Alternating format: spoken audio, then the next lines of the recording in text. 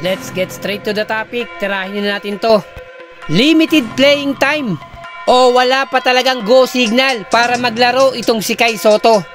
Well, sa pagbubukas nga po ng bagong season ng B-League ng Japan, malaking question mark pa rin kung makakapaglaro na si Kai Sotto sa kanyang koponan na Koshigaya Alpas. Kung pagbabasihan po natin yung ganitong ACL injury, tumatagal po to ng 9 to 12 months bago ka ma-fully recover. Since si Kai Sotto na-injury nung January at naoperahan nung March, starting po ng February, dun po tayo magbibilang kung ilang buwan na sa ngayon si Kai Sotto na nagre-rehab. At lumalabas pong 8 months pa lang yung rehabilitation time ni Kai Sotto. Kaya medyo mabibitin pa tayo. Ngayong buong October malamang hindi pa maglaro itong si Kai Sotto.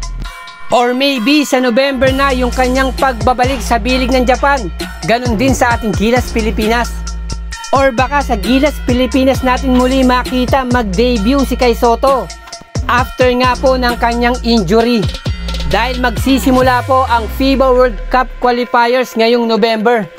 At inilabas na nga po ng SBP o Samahang Basketball ng Pilipinas yung kanilang 16-man pool para sa first window ng FIBA World Cup Qualifiers this November.